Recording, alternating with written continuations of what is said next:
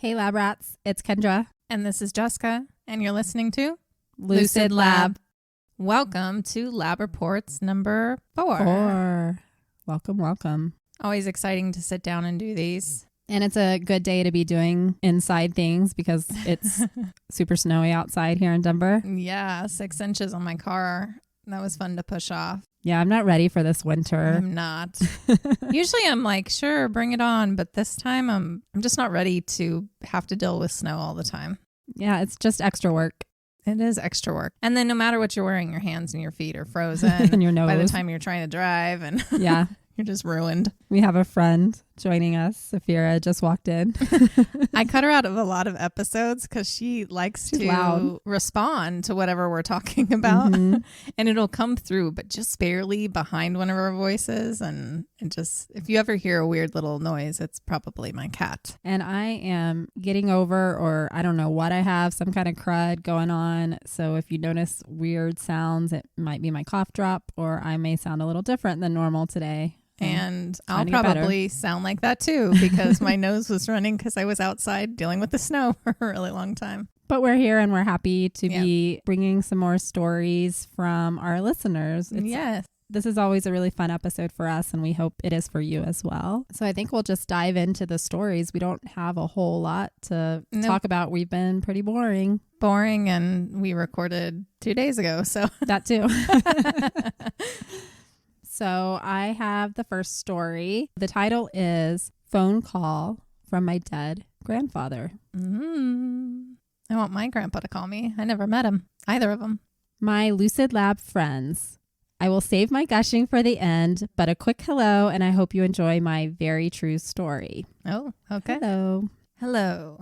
It was Christmas Day 2021 when my family all experienced the most overwhelming moment of our lives up to that point. We were all gathered for Christmas Day at my uncle's house. He has the most kids and a bigger house, so it has always made sense to spend gatherings there for the last decade. I was 17 years old then, and I am the oldest of all my cousins. Wow, she's so young. When was this? 2021. 2021. So she's 19 now. My dad has 2 brothers, and my mother was an only child to a single mother. She never knew her father, so my grandmother always joins us, and my other grandmother, my dad's mom, and her are the bestest of friends. Oh, that's sweet. The grandmas hang out. They are the cutest people when they are together. Oh.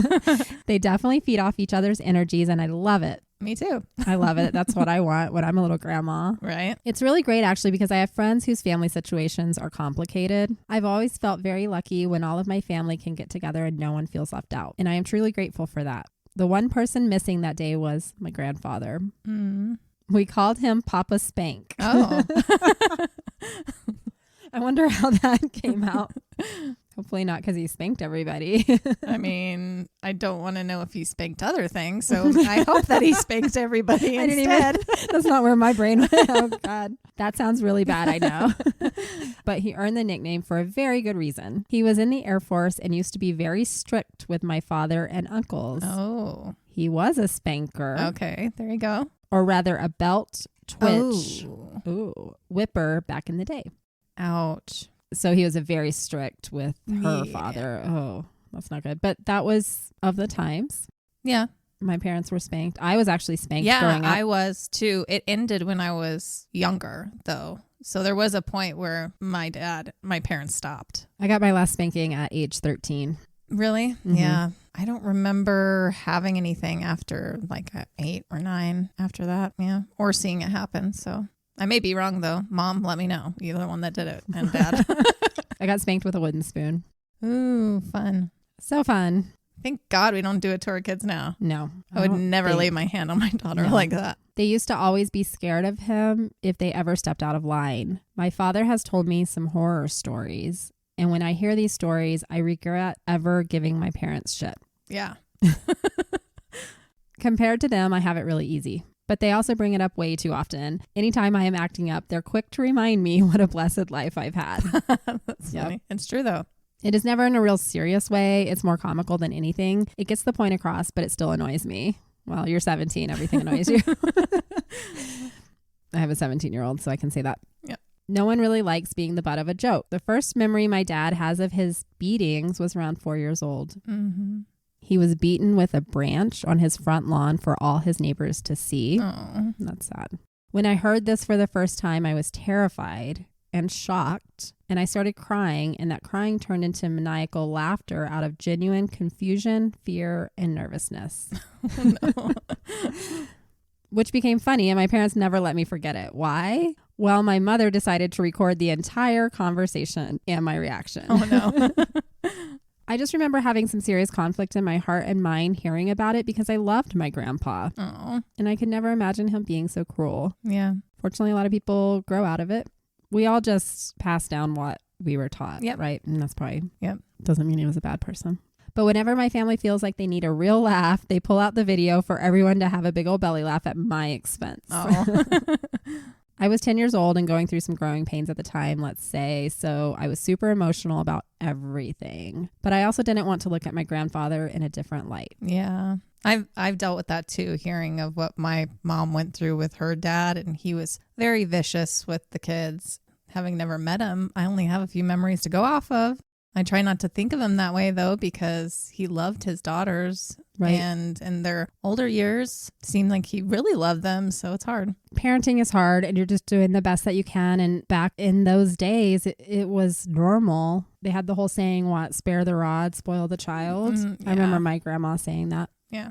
Thankfully, after that, they gave me some more information so that wouldn't happen. My grandfather wasn't always Papa Spank to me. He was to my father and uncles, but they kept that from us for quite a while. They just called him Pops. It wasn't until they were 10, 11, and 12 that my grandpa stopped beating them. This is because he had a life-altering event, an awakening, you might say.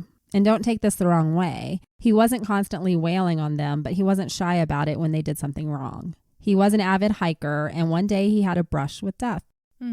He was out hiking with a friend one day, and they decided to free climb. That's always That's a risk. risky. They had no gear. They didn't have supplies of any kind, just some water.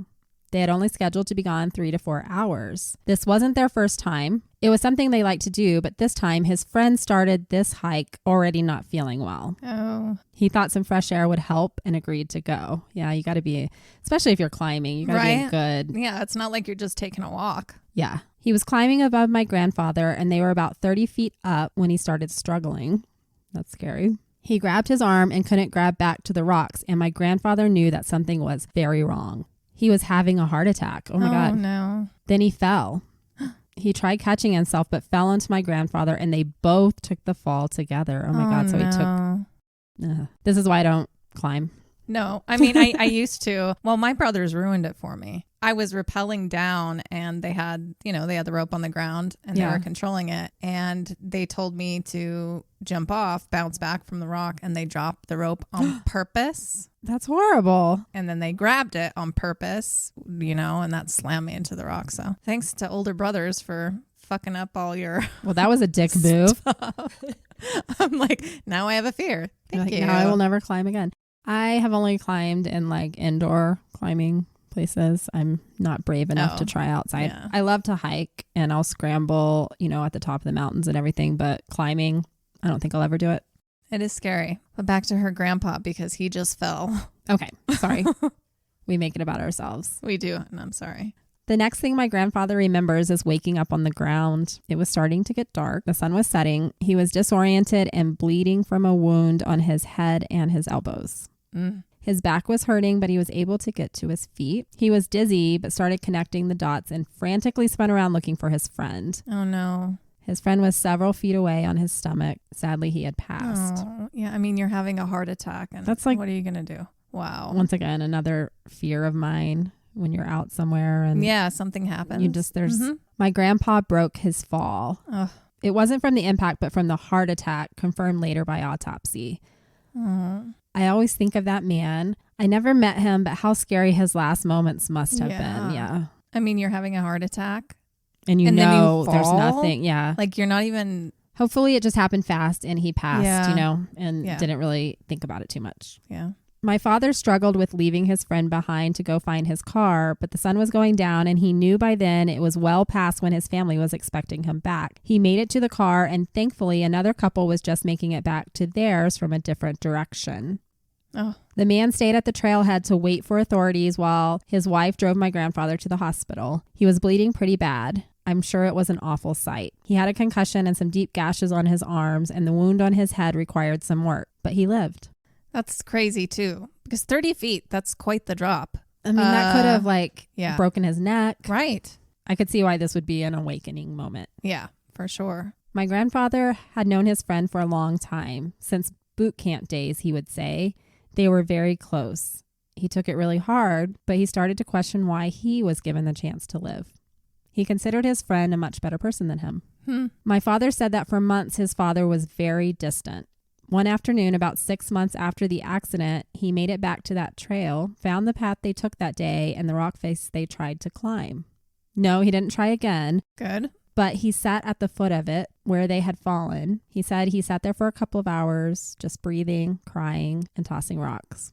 The sun started to set and he felt something happen, like something went through him. Time stopped. He couldn't see anything, but he knew his friend was sitting next to him, and together they watched the sun go down. Oh, that's sweet. Then suddenly he was completely aware. He heard every noise of the desert, every plant moving, all the different chitter-chatter of the bugs, and he was overwhelmed with emotion. He describes it as suddenly understanding that everything was connected and the earth, Mother Earth, was recognizing him as a piece of the whole. That's exactly a spiritual awakening. Yep. And it's also, it takes me back to what people experience with near-death experiences. Yeah. He almost, he kind of had a near-death experience, not quite because he didn't die, but similar, right? When he went home that night, he looked at his boys differently. He was amazed at his wife, her beauty, and her undying devotion to their family. He looked at his yard, his home, the family dog, the food on the table, and everything was different. From that moment on, he never laid another hand on his kids. And he made sure to apologize and embrace them every chance he could. Oh. He changed overnight. Yeah. That's what happens. Crazy. At first, it was very strange for his family, and the boys didn't trust it. Yeah, it would be hard to immediately. Yeah. Be like, yeah, dad's good dad. They're like, he's going to be good for what, a month and then go back? Right. My father admits that he was worried for quite a while. He still feared his father and that any day he was going to go back to his old ways. Yeah. Something was going to set him off, but nothing ever did. And by the time my dad and his brothers were 14, 15, and 16, they felt like they had the best dad in the world. Oh, that's really awesome. That's a great turnaround story right there. He was supportive of them in every way possible. Oh, that's like a movie. Right. Exactly. This is Hallmark. So fast forward to Christmas 2021, 32 years after my grandfather took the fall and lost his friend. My grandfather had passed away the year before. He also died of a heart attack. He was the best grandpa. I miss him so much, and I think about him all the time. But here we are, all hanging out in my uncle's living room. All the kids are messing around with random stuff we got for Christmas, and the adults were sitting at the dining room table playing poker. Typical holiday. Something they learned from my grandfather. Oh. And the phone rings. My uncle still had a landline. Yeah, I do. I don't. Oh. He thought it was important to have something other than cell phones. Yeah, that's why. I could see that during emergencies. Mine isn't a real landline. It's through the internet landline. So if electricity goes down, I'm still screwed. Yeah. My uncle answered the phone and got very quiet. Everyone started to notice that he wasn't talking back and he seemed shocked, like he'd seen a ghost or was about to have a heart attack himself. No more heart attacks. Not allowed. My grandmother, my dad's mom, asked him who it was, but he wasn't answering her. Finally, she gets up and takes the phone from him and bluntly asks who it is. And then she was shocked. She gasped loudly and pulled the phone away from her ear. That got all of our attention. Without thinking, she puts the phone on speaker, and my grandfather said hello. It was his voice, clear as day. He had this unmistakable rasp. Oh. We were all in shock. Yeah? Yeah. It's the ghost of Christmas past. No one said anything until my youngest cousin, who was 4 years old, ran towards the phone yelling, "Papa, Papa." Oh, my God. He tried jumping to get the phone when Grandpa said, "Oh, my sweet family, I miss you all so dearly. I'm so sorry I left so quickly that night. My life was so full because of all of you. I'm so happy you're all together." Grandma is winning, by the way. That's when my grandma broke down and started telling him that she loved him and she missed him so much. My other grandma got up to hug her and started to cry with her.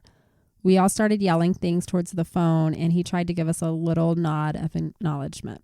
He told me that I was getting very good at playing my violin and that it was okay to want to quit tennis. Oh. Something I liked a lot when I was younger, but was over it. I was struggling with how to tell my parents. They put so much into helping me succeed, but it wasn't for me anymore. I remember getting a side eye from my mom when he said it, but him saying it was validation enough and she accepted it. Good. The conversation lasted for only a few minutes before he said, I love you all. I'm always with you. My dear sweet family, I'm still here and I'm happy. I'm so happy here and I have no regrets, except for what earned me my nickname. I'm so thankful for your forgiveness and love over the years. Stay strong and stay together. I love you. Bye for now. Wow. I can't imagine. Like that is like the ultimate closure. That's like what everyone wants to hear. It's not like you get to say this, Grandpa Spank. He redeemed himself. He did. The rest of the night, you can imagine, was full of tears and moments of blank stares into walls, trying to figure out what had just happened. I know that most people would question every bit of what I just told you, as would I, if someone else told me the same exact story, but it happened for us, and together we all have that. But just in case, I have not included my name for that reason. Okay, we respect that. Just always be ready for miracles to happen. I haven't been the same since, and neither has anyone in my family. We know he's with us, and that's something no one can take from us. It's pretty darn special. So here's to you, Papa Spank. You rose above and continued rising even after death. Yeah. You're not dead to us, just in another room. Or he's in the other world, like we learned in Selwyn. Yeah. Telephone calls. Yep. World to world. Thank you for listening, ladies. I just had a feeling that you would both appreciate my story and have space in your hearts for it. Oh, well, we do. Absolutely. I absolutely adore you both. Your podcast is my cup of tea, and I have shared it with multiple people. Thank you for being you. I can't wait until you can release more than once a week, but no pressure. Yeah, because I can't do that right now. That's a lot of pressure. We're barely hanging in there with one a week right now. I just want you to know that I've enjoyed every episode and really feel like I know you too. Oh. I'm a little younger.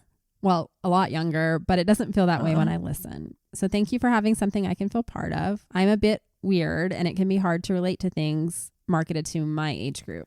She's an old soul. Yeah, for sure. And once you go through something like that, there's no turning back. So thanks. Stay wise and eyes to the sky. Toodaloo. Aw, I loved that. That was awesome. That's so awesome that you got to experience your grandfather again. Yes, absolutely. I wish someone would come say hello to me. I've always dreamt of meeting my grandparents. Well, thank you, Anonymous.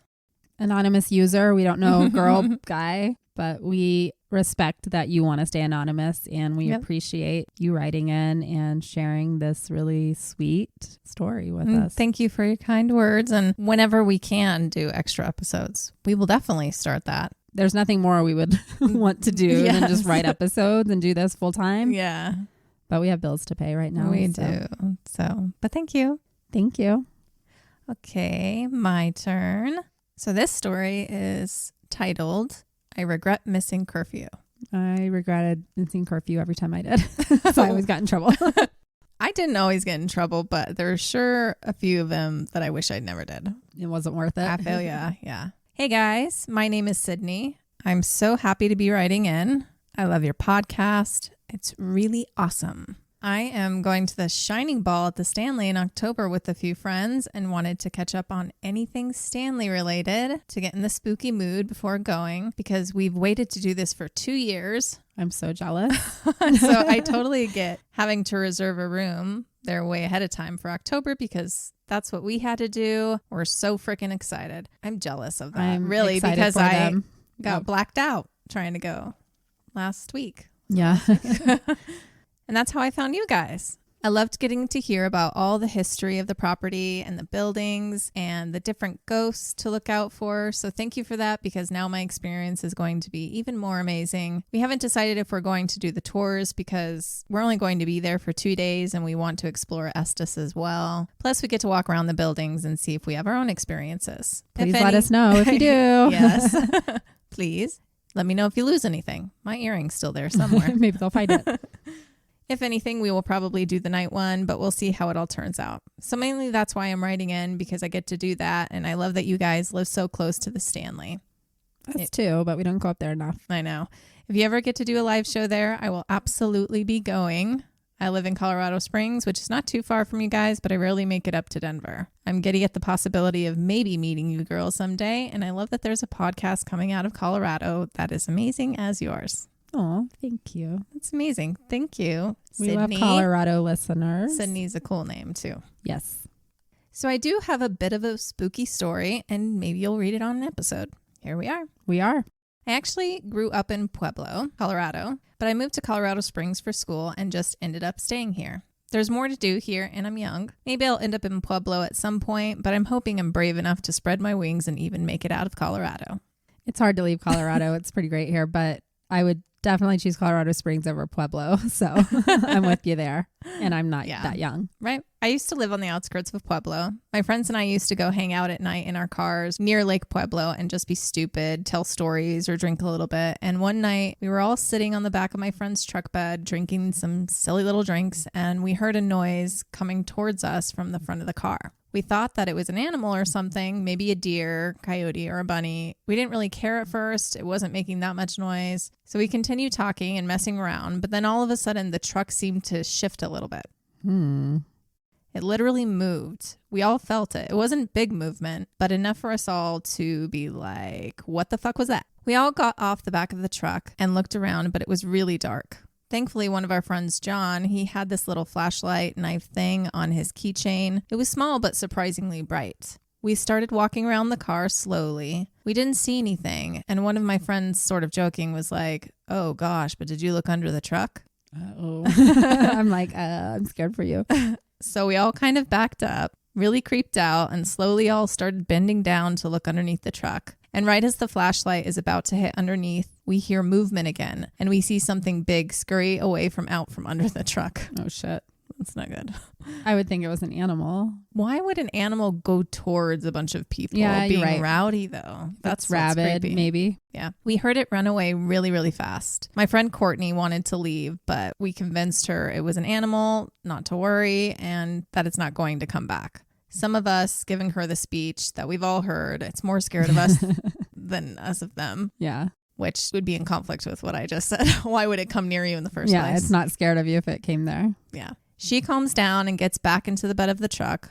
We were all a little on edge still, I could tell. So I jumped up. It was under the truck, so I didn't want to be on the ground. And I wasn't dangling my feet off the back anymore either. Yeah. Yeah. That's a smart move. Although you see movies where they like have weapons and it goes through the truck anyway. There's nowhere safe anywhere in this world. No, I would probably be getting in the car and leaving at this point already because I'm a scaredy cat. Yeah, so you're Courtney. Mm-hmm. We go back to chatting and then we hear something coming up to us again. Uh-oh. John still had his flashlight in his hand, so he quickly pointed in the direction of the noise. We were all quiet and trying to see what it could be. We didn't see anything at first, but then all of a sudden something came into view and it looked to be the size of a person standing upright. Bigfoot. Possibly. I don't know. Or a creeper. Well, Bigfoot isn't described as being He's not the size of a person. Yeah. At first, I had a feeling of relief come over me. We were near the lake, and the lake is known for a bit of partying, so I thought it was just someone else. No big deal. Yeah. But he or she was not moving. My other friend Zeke yelled to them, "Hey, not cool, dude. Don't need to be scaring us like that." No answer. He tried again. "What's going on? Do you need help?" Nothing happened. It's a zombie. We're all quiet. I swear I could hear my heart pounding in my ears. We're all looking at each other, and we were all starting to panic. It moved. He threw the flashlight back on it, and it was a tiny bit closer. We still couldn't make out who or what it was, just that it looked like a human, but definitely wasn't acting like one. We could now hear it making a slow moaning noise. Oh. It was very strange. It's a zombie. Ooh, yeah. That's what I just watched The Last of Us, so I'm in zombie mode right now. That's true. You never know when those are actually going to start, so they got to start somewhere. Be prepared. Viruses. I mean, we've watched enough movies and stuff, played enough games that we should be able to overcome zombies. We've been training for a very long time. Probably not. I'm just going to scream and die. I already have my exit plan. I'm going to die. It didn't sound like a noise a person would make. It didn't sound like it was coming from their mouth, but more like its body was making the noise. Oh, creaky body. And it wasn't pleasant. I still have nightmares hearing it. We were very, very, very freaked out. I'm freaked out for you. Yeah. My friend Courtney, who was now holding me so tight I could hardly breathe, said nope and jumped off the side and got back into the truck. See? It's me. Courtney. Your friend Courtney Kendra. She was yelling from inside for all of us to get in, but it still wasn't moving, and we were all in a daze, fixated on it. This is like the horror movies when you're watching it and you're like, just get out of there, and everybody's just sitting there. What the fuck are you doing? Yeah. I couldn't take my eyes off of it. Last time we did, it got closer. It was just a figure. Then all of a sudden, it took a huge step forward and crept down a little bit. Then I saw that it didn't have any clothes on. Oh, it's naked, zombie. It's naked. Could be an alien. It just looked like a naked person, but I didn't see any gender bits. No. So in the position it looked like it was getting ready to start running towards us. Ugh. Fuck. Then it casually stood back up and took one more step, and it was moaning again. And that is when I said, nope, and started backing up to the side of the truck bed to jump out and get into the truck. But Zeke decided to scream at it again. Hey, go away. I froze again. Staring at it, I decided pretty quick that it wasn't human. I was having a very hard time understanding what I was seeing. Like your brain does not compute. Right. It shook a little when Zeke screamed at it, as if it was startled or irritated. Ooh, that just gave me the creeps. Is this a Skinwalker? Its arms went out to its side, and it opened its hands, palms facing us, just staring at us. I couldn't make sense of it at the time, and we didn't get a great up-close look at the thing, but I'm pretty sure it did not have 5 fingers to each hand. All I could muster up in my brain was that it was trying to be human. Not making it quite there yet. Not quite there. Then it yelled. Oh, God. Oh, fuck. I'm out. Like, I've passed out from fright at this point in the front of the truck. It was not a human yell, and we all jumped. Without consulting each other, we all jumped back in the truck as fast as we could. Courtney was hysterical. John was trying to get the truck moving, but he was fumbling with the gears. Always. You're like, oh, my fingers don't work. He finally got us out of park, and he backed up as fast as he could to the main road. He sped away. Our hearts are racing. Courtney is crying. I think I was crying too. John and Zeke are yelling something at each other. It was chaos. We were speeding for a couple of minutes before John suddenly pulled off the side of the road and slammed on the brakes. Immediately, Courtney and I yelled at him to keep driving, but he said he needed to stop for a second. He felt like he was having a panic attack and didn't want to kill us all. Well, that's a good reason. Yeah. He just needed a moment to collect himself, and we'd leave in a second. Yeah, if I'm having a panic attack, I can't breathe. I get it. I'm just saying to myself, okay, we're okay. I started taking deep breaths. I'm telling Courtney everything is okay. Zeke is freaking out in his own way. He starts laughing, saying, oh my God, dude, what was that? What did we just see? That wasn't human. Holy shit. Yep. John is still trying to calm himself down, and out of nowhere, something jumps into the truck bed. Oh, fuck. We were all frozen stiff, and then it screams at us. Oh my God. It was the creature. Immediately, John slams on the gas pedal and speeds away as fast as he can. Hopefully they saw the creature fly out, or he like comes above and like hits the windshield. Because then that's when they like get through the roof. Oh yeah. That's what I was talking about. Like, you're never safe in the car always. No. I've seen Jeepers Creepers. Yeah. I'm already on the floor of the back seat covering my head. I don't know how long I was down there, but I hear John yelling, I think it fell out. I think it fell out. I don't see it. Is it still there? Courtney is catatonic at this point. Yep, so I there. crawl up the seat to try and peek out the back. I almost peed myself. I honestly don't know how I didn't. I was so scared. I peek out, and it was hard to tell at first. The street lights weren't constant, but finally it illuminated the bed and it was gone. Whoa. Yikes. You'd think the story would be over now. Uh-oh. We all went home, got in our beds, and never And he was in her again. bed. No. I got home and he was in my bed. He was waiting for me. He's like, rah. At least he can't do anything to her. He doesn't have any gender bits. That's true. He just wants to cuddle. He's lonely. Nope. We were pulled over by a cop. And that's even about worse. 5 minutes later because of speeding. We were all a little disheveled. John was still in panic mode, which was not good when the cop came to the window. Oh, now the cop's like, what are you doing? He was breathing heavy. We all were. And he assumed that we were all on drugs, drunks, something. Courtney was just gone. She wasn't on planet Earth anymore, which did not help this situation.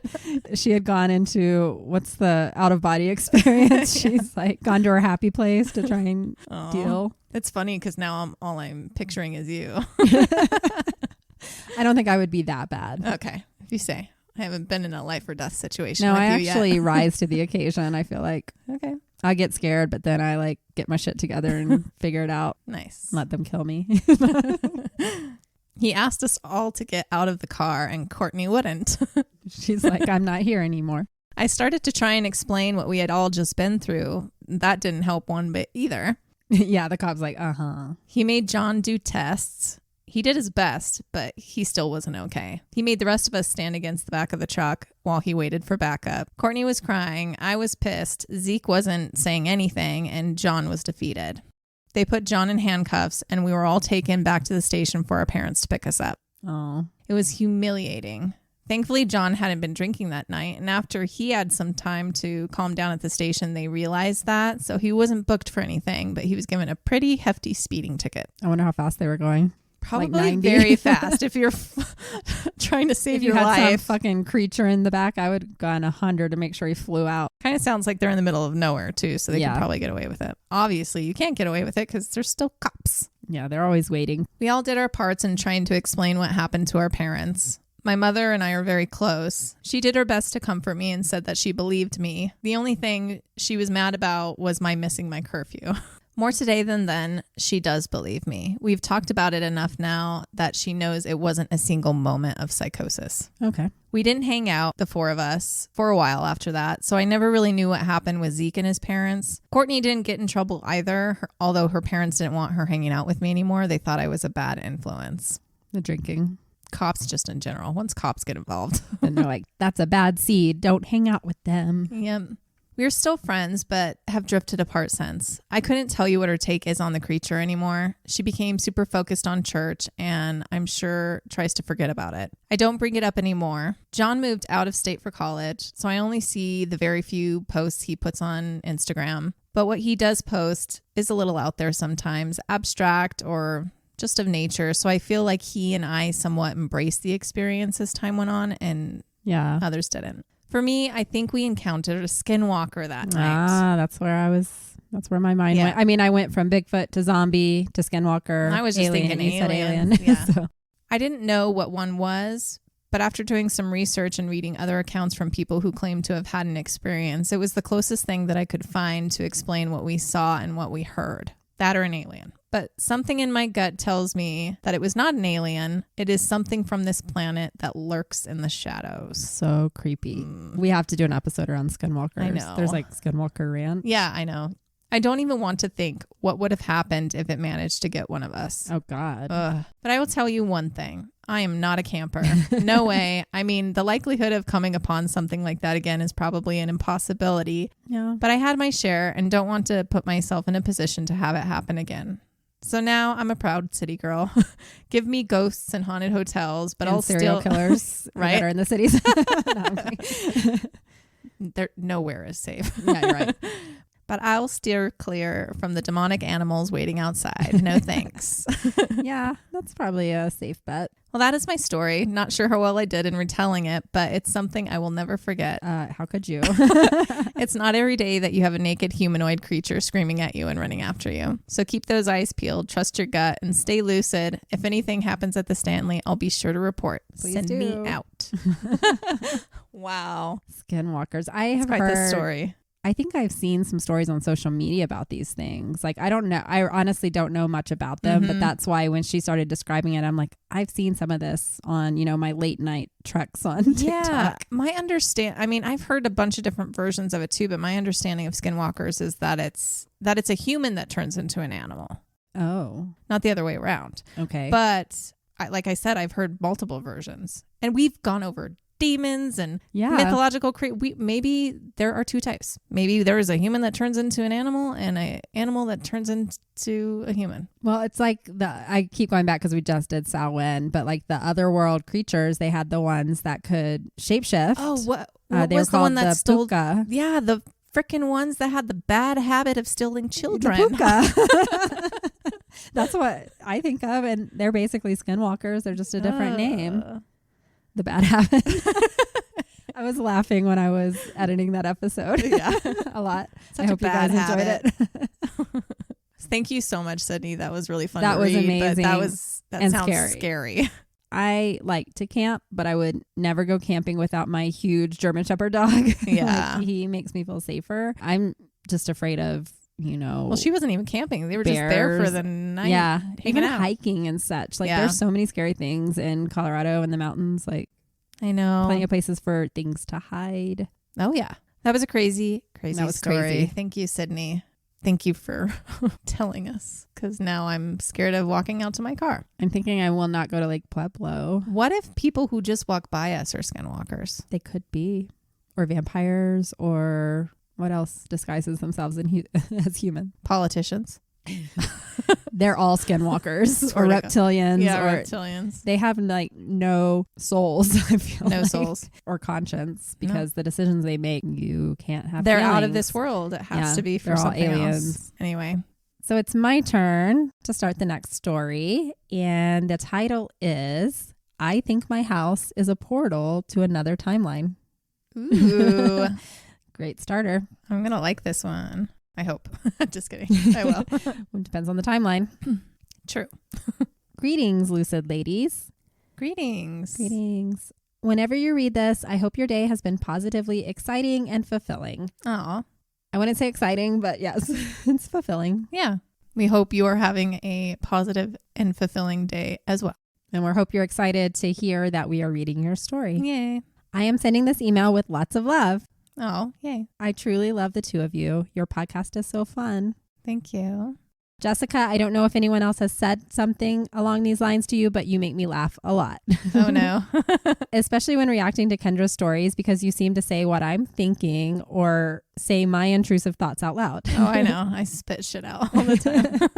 You have literally caught me off guard at times because you will say something and I'm like, wait, I just thought that. I mean this in a very positive way. You are so random. I am. And Kendra, you remind me of my dear friend Trisha. You seem very down to earth and overall just happy to be experiencing this crazy life. Yeah, she really Pretty is much. that person. That's who I am. And you guys get to talk about it. Yep. We feel very lucky every time that we get to record. I wish I had the guts to start a podcast. I'm proud of you. Oh, thank you. Thank you. I don't know if it takes a lot of courage. It's just a lot of work. It's a lot of work. Planning. And yeah. I guess it does take. Yeah, it takes courage. Put yourself out there. Yeah, we decided, hey, we're going to put our voice and our personalities out there for everybody to have an opinion about. Yep.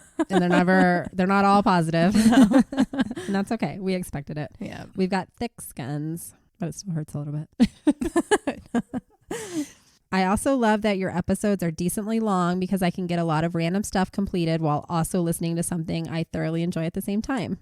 Perfect. That's exactly why we ended up this way, because that's how we listen to podcasts. Yes, me too. I swear it has actually helped me to be more productive at home. Yeah. I can do that. I used to listen to podcasts while I walked, and I would walk further because I wanted to finish the podcast. So I needed like hour and a half or so to really get a workout in. I love to read, but you can't do much while doing that. Yeah. So I've opted for listening to podcasts more recently as my responsibilities have significantly increased. I have a new job that demands more from me than I'm used to, and I became guardian of my 11-year-old nephew, Chosen. Oh, wow. A little over 6 months ago. That's a big change. A lot, and that's amazing that you are doing that for him. Yeah. You read that right. His name is Chosen. Aw.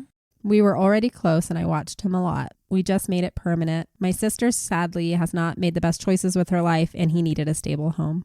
I had a really good friend from high school who did that. Yeah. She took her husband's sister's child. Oh, wow. And they raised him. It's amazing to have a family member that's willing to do that. Right. Yeah. She will just up and leave sometimes for weeks. I love my nephew like my own child and wanted what was best for him. So far, we have adjusted quite well and I'm just so happy I could step in and be there for him. He really is the sweetest kid. Oh. He is so smart and loving. He loves geology, animals, and weather. He is fascinated with science, and I've started a crystal and stone collection for him. Oh. Perfect. It started out as little gifts for him here and there, and now he is obsessed. Yeah, how it always starts. It's kind of hard not to get obsessed.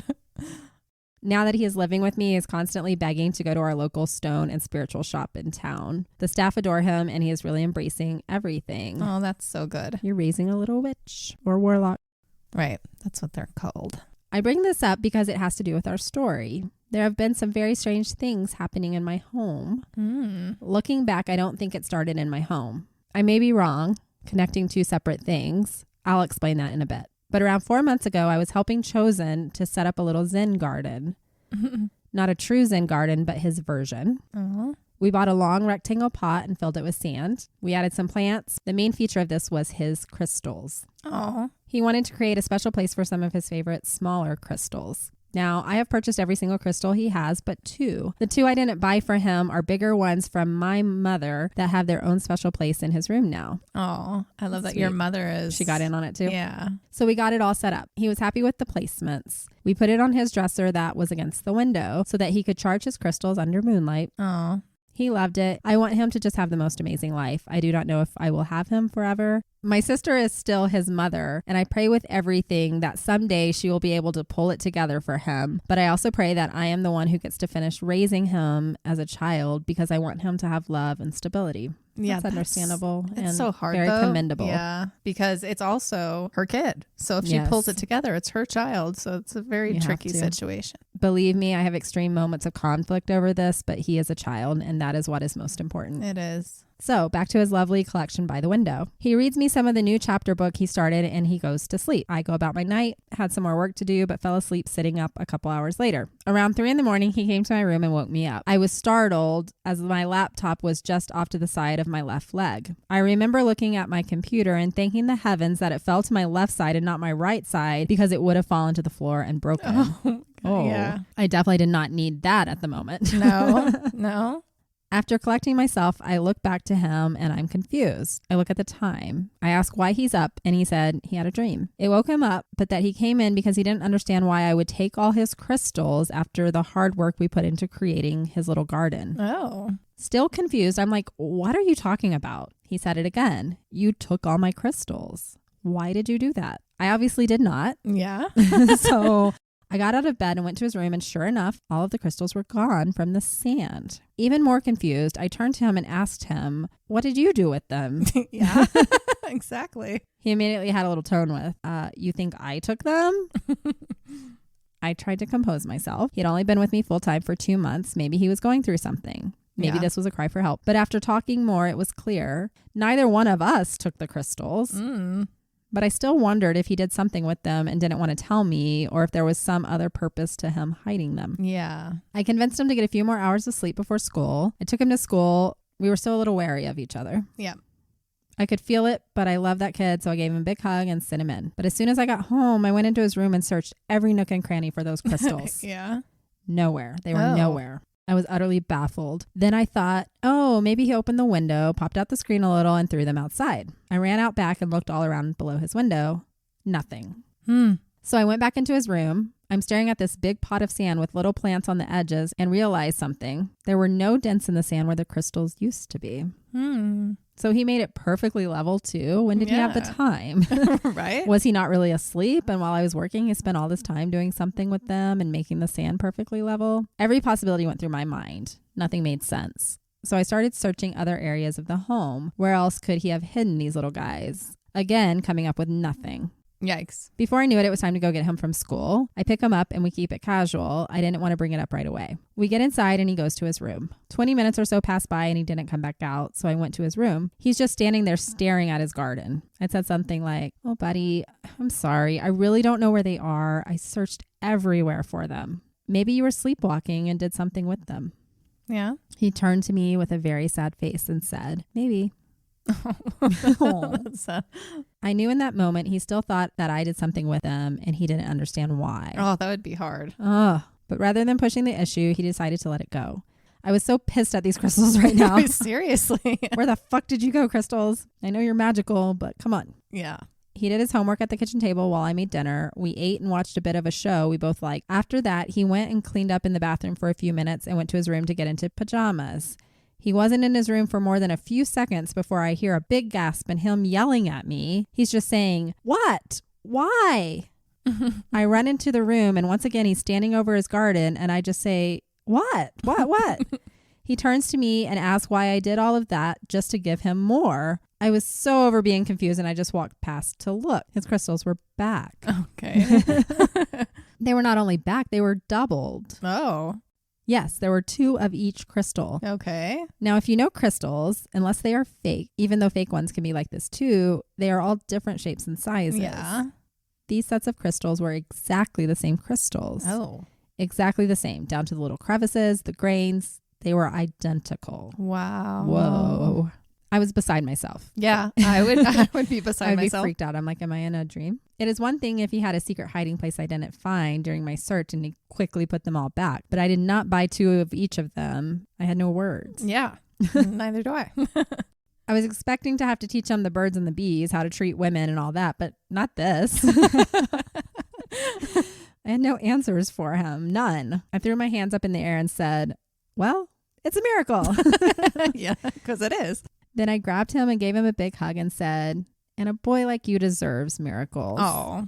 I can't spend more time talking about that part of our story because still, the whole experience gives me goosebumps. As a child, it is much easier to believe in miracles. Yeah. As an adult, it takes a lot more proof. So sure fucking does. Yeah. So life goes on. We've added to his collection. Not a lot, just a few. We're into the swing of things with how normal life should be with a kid. I'm stressed. He wants more to eat.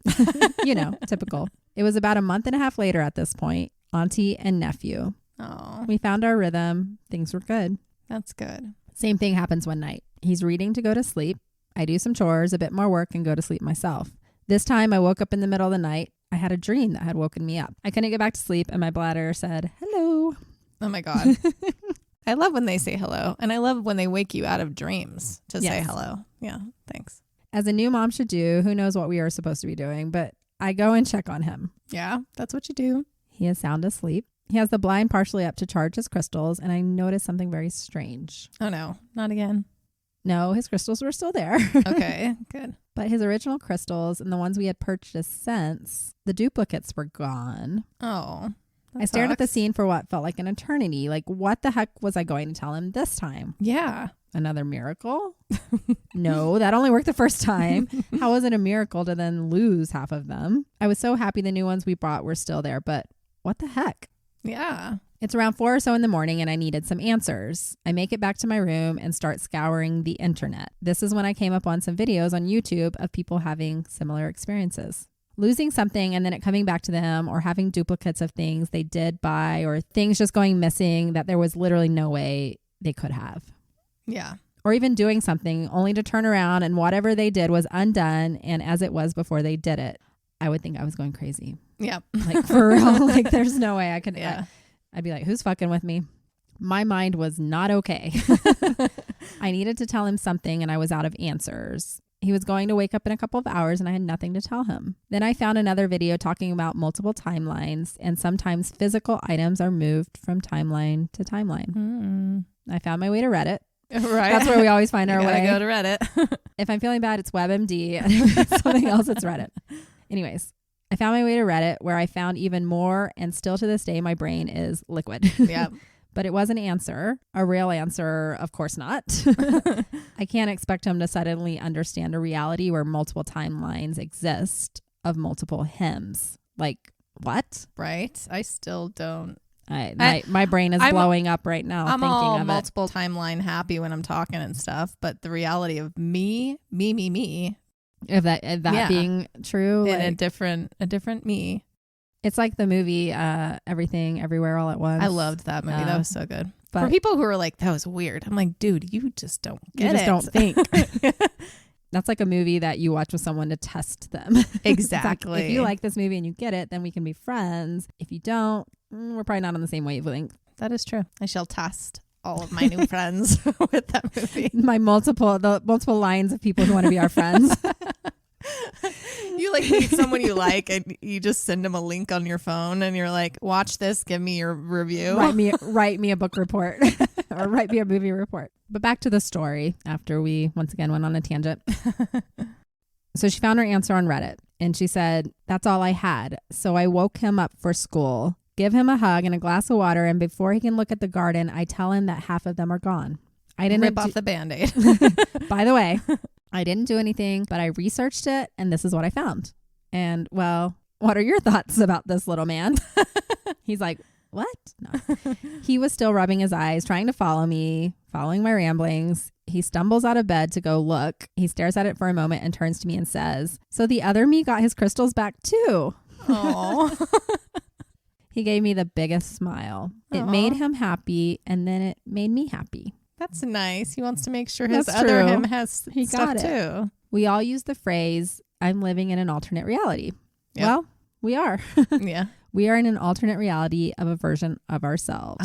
And we're the alternate person to our alternate person. That's my brain blowing up trying to think of all this. The crystals weren't the only thing that convinced me. So I mentioned a portal in my subject line. Let's get to that. Okay. One day I'm home. I'm cleaning up, putting away laundry. I headed to his room to put away a few things. And as I entered his room, I felt a shift. I brushed past it and put away his shoes, a couple small toys, and a book on his desk. Right before I left, I took a look at the room and I about died. I rubbed my eyes hard. I couldn't make sense of what I was seeing. It was his room, but his bedspread was a different color. He had a different lamp, and his closet door was missing. Oh. Not just missing, there was no evidence of there ever being any hinges. Oh, wow. I'm literally spinning around his room, looking at everything before I panic and run out. Yeah. That would be crazy. Like I would think that I'm losing it. Oh, I would know I'm losing it. But then I would hope to run into the other me. So this is when all of my stuff goes missing. This makes sense when I can't find shit. That's where it's at. Exactly. At least we know it's with us. That's true. I walked out of my home into the fresh air and just breathed heavily outside for a minute. My neighbor was getting out of his car in the driveway, saw me, and asked if I was okay. He snapped me back to reality. I stood up straight and told him, "Everything's fine." I told him I saw a spider and couldn't find it, and I just needed a moment. So dumb. Must have been a big spider. It was a huntsman spider. I'm back inside and knew that I couldn't avoid his room the rest of the day, but I was pausing because I was slightly concerned that I was going crazy. Yeah. So I slowly made my way back to his room, walking in, and nothing. It was his room. The bed was back to normal. The light was my light, and his closet door was there, closed, hinges and all. Wow. I sat down on his bed and I was gone. I was crazy. Crap, not good. But then I looked up at his garden, about to curse it because of all the crazy shit that has happened since we first put it together, when I noticed something new sticking out of the sand. Oh. Something we didn't put there, and not a duplicate of another crystal. It was a feather. Oh. A beautiful blue feather. It was so unique. It had stripes going across, blending into different hues of blue, purple, and gray. I picked it up, and I had a flash of a memory. Oh. I had purchased stones and crystals before, but the first time I took him to a shop, it was after he was officially under my care. We were in the store for almost an hour. I can never get that kid to leave. And a woman walked in. She was just pure bohemian, head to toe. Lots of jewelry, long graying hair. I guess she was probably in her 50s. She also had a few tattoos that I could see, some on her hands and a few very distinct markings on her face. She was in the store for about 10 minutes before we were both at the counter about to buy something. Chosen was looking her up and down. Yeah. I do not know if he had ever seen someone like that. Finally, he says, "I like your hat." She was wearing this old rancher style hat. And then he says, "Ooh, and I like that feather." Yeah. If only I had taken a picture of her, I would swear it's the same damn feather. She bent down to him and said, "Well, you're a really special kid, and someday you'll wear hats like this with feathers. I see you're getting some crystals. That's a good start, kid." Then she gave him a little wink, grabbed her bag, and left. I never thought of that woman again until I had that feather in my hand. Did she start all of this? Did she put a spell on us? Oh, gosh. I have no answers, but I know it is all connected. None of this happened before Chosen came to live with me. But then again, I lose shit all the time. Yeah. For the first time in my life, I'm wondering if another me has it. Yeah. And searching for certain things is futile. Yeah, true. Maybe my house is a portal.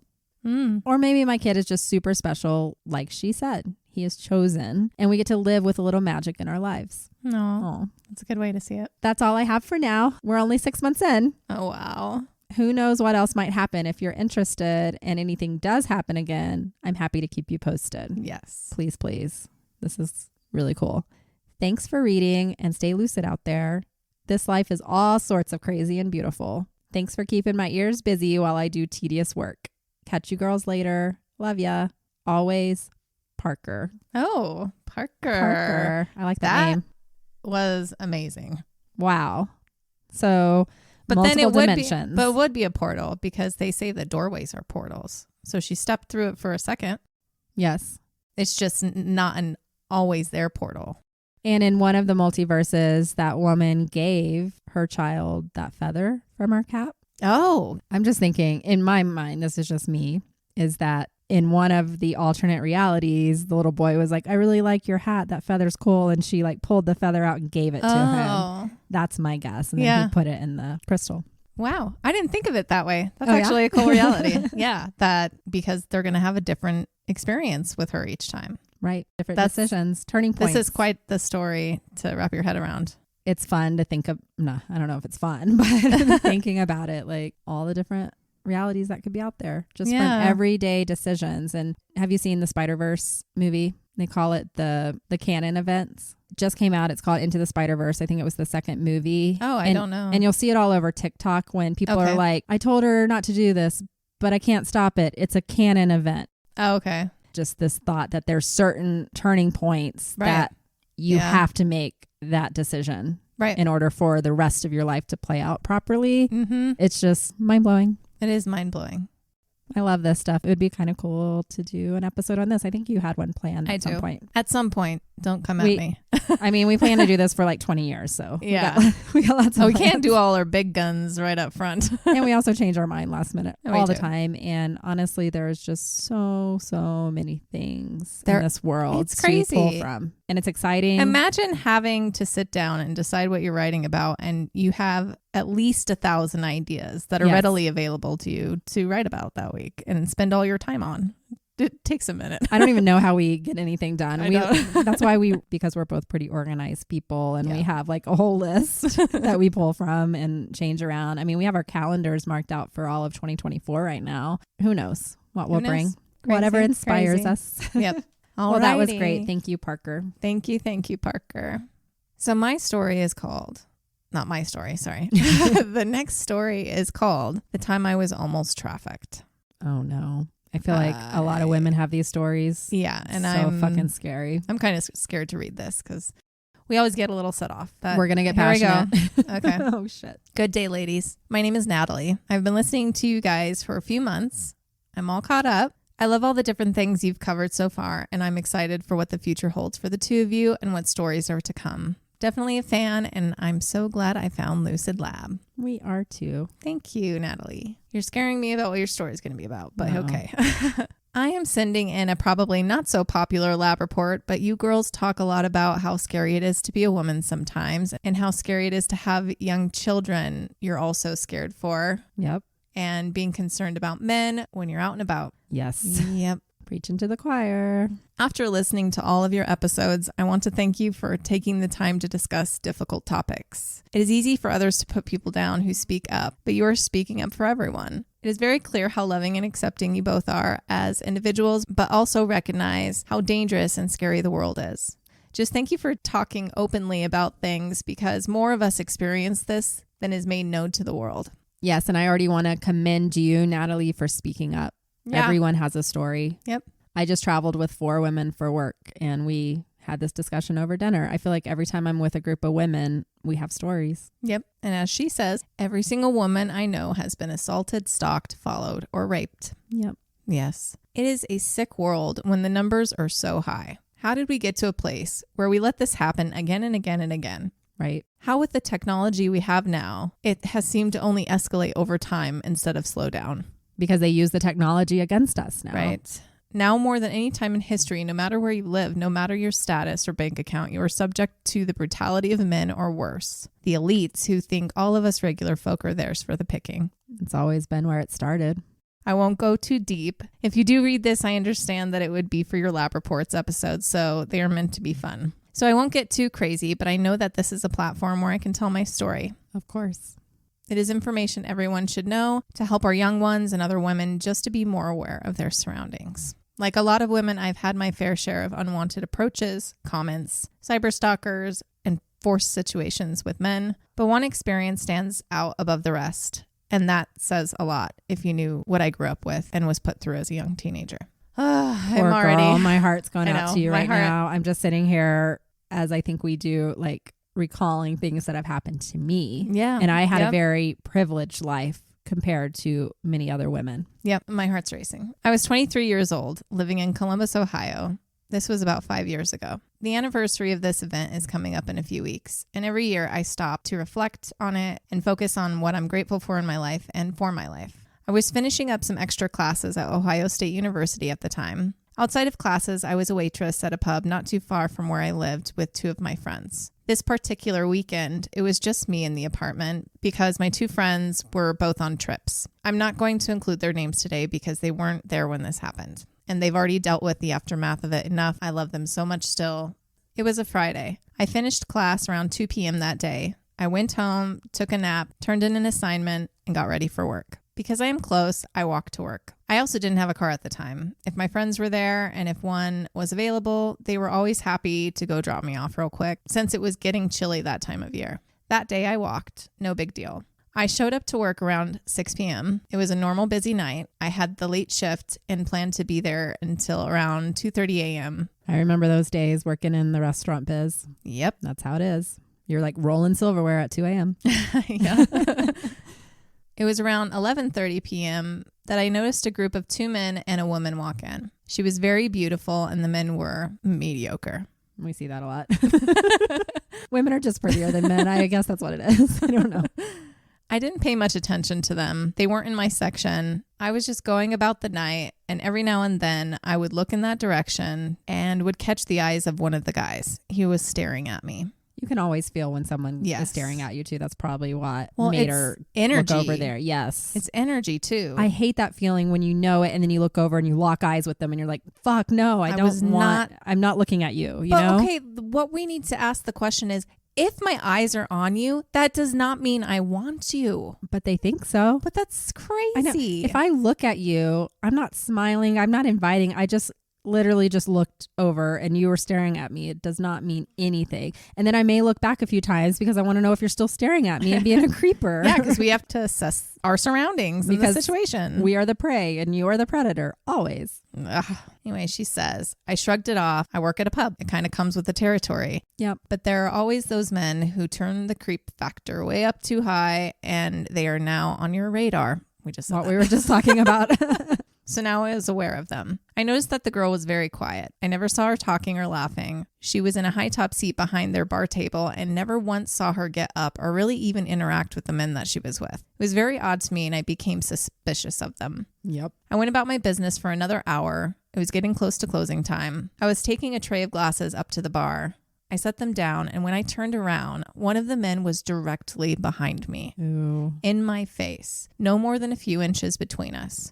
I said, excuse me, and tried to get around him, and he followed my feet and blocked me off. I was pinned to the bar. It was a busy bar, so even though we were about to close, it was still packed. So no one saw what was happening at first. I told him to move, and he kept saying something under his breath that I couldn't hear. It was too loud. Finally, I managed to turn my body around and lean over the bar and start frantically waving my hands at the barkeep who was cleaning glasses.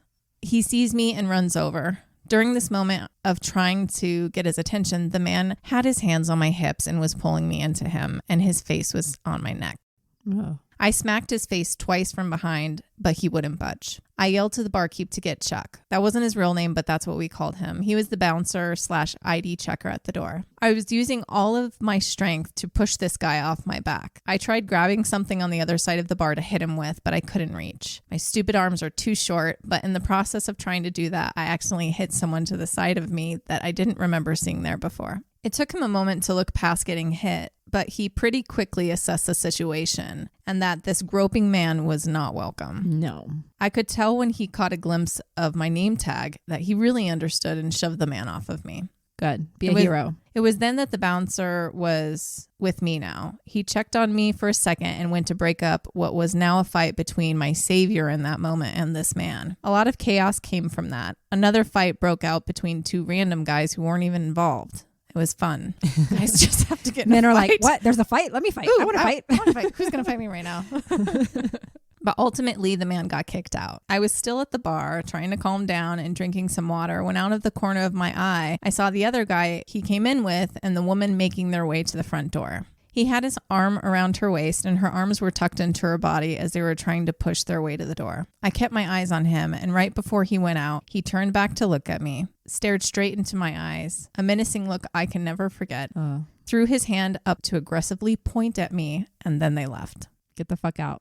Whew. I knew that was a threat and immediately asked who was willing to take me home once we closed up. Typically, I get rides home every night since I'm so close. I was so thankful for that because I was scared. We closed up and another waitress said that she would take me home. I was scared that they would be waiting for me outside. We walked out and I didn't see them, got in the car and was home in a couple of minutes, ran inside, took a shower, and I went straight to bed after that.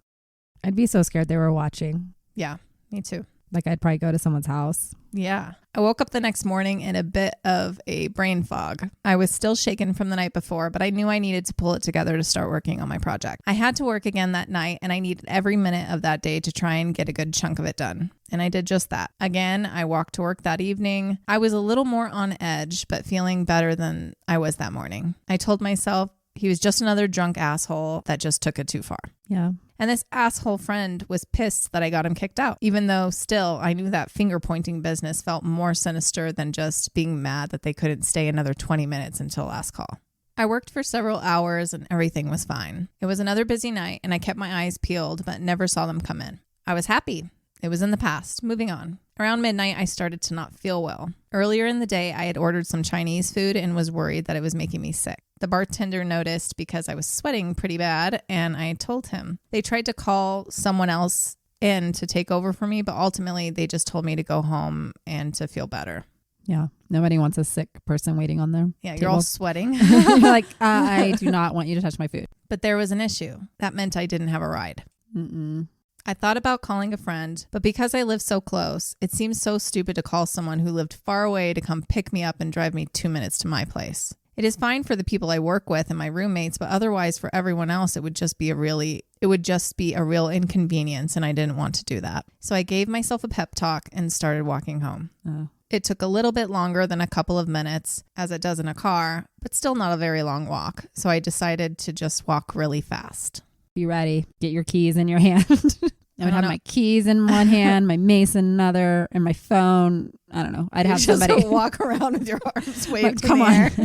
My brass knuckles. I got them all. And they're like, fuck with me. You didn't look behind you. It was cold. I was trying to keep my head down and just get home. I was about to cross the street, so I lifted my head to check for cars and saw one car idling with its lights off about halfway down the street. I also noticed across the street that there was a woman smoking a cigarette and she was talking on the phone. She didn't concern me at first because she was older. She had to have been in her 50s or 60s. She was all dolled up, though, with high heels on, and she looked wealthy. I was happy to see her, though, knowing that there was someone else out there on the street. I crossed the street and passed her, and she says something to me. I turned around and respond, and she said, "You're such a pretty girl. You shouldn't be out here alone walking." I know. That's how you were saying. I know. I told her I just lived right around the block and I would be home in a minute. She said something into the phone that she was on. It was in a different language. And then she says, "Okay, honey, go. Get home then." She throws her cigarette on the ground and she walked into the door behind her. So I started walking again, very fast. I was coming up to the light where I could make a right turn to walk toward my apartment building. Just then, a car speeds around the corner, slams on its brakes right in front of me, and the passenger car door swings open. Fuck. A man jumps out toward me. I was stunned. It was the man, the groping man. Oh, no. Before I had a moment to recognize what was about to happen, he grabs me, and another man opens the back car door, and he throws me in.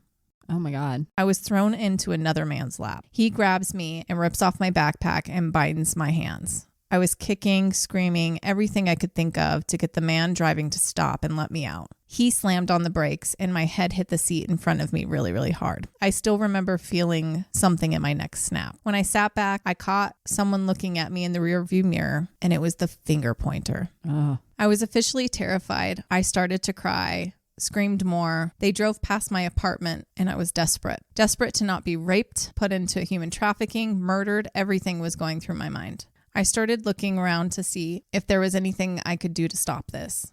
The man in the back seat with me was just sitting there, looking out the side window as we drove. But he slapped me twice when one of my kicks landed on him. I tried so hard to get out of the binds of my hands, but everything I did made them tighter. Oh my God. They were now turning left on another street. I still wasn't far from home. I recognized the street. He drove a bit further and turned into a gas station. No one else was there. It was late. For a split second, it went through my mind, why not make sure you're gassed up if you're planning to abduct someone? Poor planning. He pulled up to a pump and got out. Next thing I knew, the man in the back seat with me was pulling something out of his pocket, and it was a gag, an actual ball gag. Oh my God. I freaked out. I started thrashing. He tried to hit me twice, but I was moving around too much. Just then I heard another car pulling up. I saw the finger pointer become very aware of them and just went to grab the pump to take it out of the car. The man in the back with me was still trying to gag me. I knew it was my chance to try and save my life. I fought so hard with every bone in my body to keep hitting the man. I pushed my body up against his and I started kicking the window. And just as I was doing that, the person in the other vehicle got out while Finger Pointer was opening the front door to get in. And before he got the ball in my mouth, I screamed bloody murder. Wow. She is still my angel today. Immediately, this woman starts screaming at him. Hey, who's in there? Hey, let her go. A man from her car gets out of the passenger side and starts to confront Finger Pointer. Then another man from the other car gets out from the back seat as well, comes to the car and tries to open my door. It wouldn't open. He puts his face up against the window glass and saw me. Thank God. The ball was now in my mouth and I can only scream with it. He yelled to the others what was happening and he joined in squaring off with Finger Pointer. Then I see another woman get out of their car with a phone and she is starting to record. Ah, smart. She started making her way to the back of the vehicle. Finger Pointer sees this, opens his door, jumps inside and yells something in another language. And next thing I know, the man in the back seat with me reaches over me, throws open my door and literally with both feet kicks me out onto the pavement. Awesome. I don't care. Yeah. Kick me. Get me out of here. Without even closing the door or making sure where anyone was around the car, they peeled out of the gas station backwards. Oh shit, they could have ran her over. They immediately all ran to help me off the ground. I was hysterical. I just remember saying thank you over and over again. My bag was still in the car, so I didn't have my keys. I kept saying something about that too because I just wanted to go home and I knew that I wouldn't be able to get inside. They called the cops. The cops came. I told them everything about how 2 of them were at the bar that night before, what happened with that, my night leading up to them, snatching me off the sidewalk, their descriptions, everything. To this day, even though their faces were on the news, we had footage from not only the bar, but also several cameras on the streets. They were never found. Of course not. I never had justice. I still hope to one day see that one or both of them are arrested. But every day I worry for other women who may have been, are, or will be their victims. I will never forget these brave 4 people who saved my life that day. And they were placed there that night to save me. Absolutely. I have no doubt in my mind. Mm-hmm. I got to know them after this, and they're all in their mid-40s, 2 married couples with kids, and this was just a random night out, trying to feel young again. They said they hadn't been out that late in years, but they all agreed to try, and even they couldn't make it to last call, and that's why they were at a gas station at that time, filling up before heading home. They are my guardian angels. I met their kids. They met my parents. They will forever be part of my life. That's so sweet. Since then, I moved back home near my parents in West Virginia. I feel much safer here, but that hasn't stopped me from keeping my eyes open and worrying about the men surrounding me. Any one of them could be just like those guys. Yep. It is so scary. And I am quite paranoid now, but I'm trying to live my life. As time goes on, things are getting better for me. I have a great relationship. We have a dog. I do feel safe, but my thoughts still creep in and I will find myself in a ball in a corner. My partner is so gentle with me and so supportive and helps me out of those moments. That's all you can ask for. Yeah. Today, I'm grateful for my life. I truly am. But please stay safe out there. I knew that they were not good men, and I should have taken that finger-pointing business for what it was, a threat. And I should have never left alone that night. But I can't blame myself because none of this was my fault. Nope. None of this was my doing. Stand up for yourself, fight, scream, kick. It saved my life, and it could save yours. Talk about this stuff with other women. Find a way to prepare your kids, not just girls, not just women. Everyone needs to be aware it can happen to any of us. And also, if you see something like these couples that saved her, Yeah, you do something. Yep. because if they had just let it go, they would have taken her. I heard screaming the other day and it was freaking me out. And I was on the phone with my boss and I told him, I'm like, I'm sorry, but I keep hearing what sounds like a woman screaming right now. And he's like, oh. And I'm like, no, that means hold on a fucking second. Well, think about Julie Buskin, how she was screaming and everybody heard while she was being taken. People knew something was going on. Yeah. So I got up and I said, no, you need to wait. I got up and I went out because it sounded like it was coming from the back. I went out the back and you know what it was? An owl? A fucking husky. Those fucking dogs make the weirdest goddamn noises. They're the funniest. And I thought that a girl was screaming for That's 2 hilarious. minutes on end, and it was huskies. Someone was playing with their dog. They are pretty whiny. I'm glad it was but just I'm glad a you husky. checked, because that's the thing is like, if you notice something's off, you got to say something because it could save a life. So back to her. I try not to dwell in thoughts of what would have happened if the universe didn't intervene, but I can't let myself sit in that. The one thing I always come back to, though, is the woman smoking on the street. Her warning felt too specific to me that night, and she spoke in another language on the phone before walking away. Yep. And less than a minute later, I was taken. I don't want to think another woman was part of the plan in taking me, but I just have the feeling that she was. They are in a lot of cases. A woman. I did go to the cops with this information a few days after, once I had time to think about it and connect things. They looked into the place that she went into, but nothing came from it. I found out that it's a special club, mostly really rich people. And with that, if she was involved, I believe now that I was about to be trafficked. Thank heavens I wasn't. Stay ever so lucid, ladies, and watch out for one another. Peace be with you all. That is so scary. And first off, I am so thankful that those couples showed up when they did. I'm so happy you're here. Yes. I don't know how you recover from that. I think it would be really, really hard for me to go out by myself for the rest of my life. I think, unfortunately, there are women involved in the trafficking industry. Oh, yes. A lot of them were victims at some point, and then they get older. And I mean, Jeffrey Epstein had Ghislaine Maxwell that did all the dirty work for him. Like, they manipulate other women into helping them further their sick agenda. Sadly, the women themselves become the monsters too. They do, because they make money off of it. And they're like, you know what? As long as I keep bringing other women for them to abuse, I won't be abused. We're not just the men hating. Like, women are capable of being psychopaths all on their own. Yep. It doesn't require a man to make them that way. But I am just happy that you are here. And that is absolutely the universe coming in for you. What probably lasted for you like a couple minutes probably felt like a lifetime. Absolutely. How scary. It's a very sobering story. Wow. It's a very important story to share with the world. So thank you for sending it. Yes, it's not as fun, I guess, as some of the other stories, but it's an important one just to remind us all to be aware. Yep. So thank you for writing in and letting us talk about it. Definitely. And it's not just us. Now we're not just the crazy ladies spitting stuff out every single episode. But we are still a little crazy. Just a little bit. We got to be. Remember? Yell. Fight. Kick. Yell. Yes. Fight.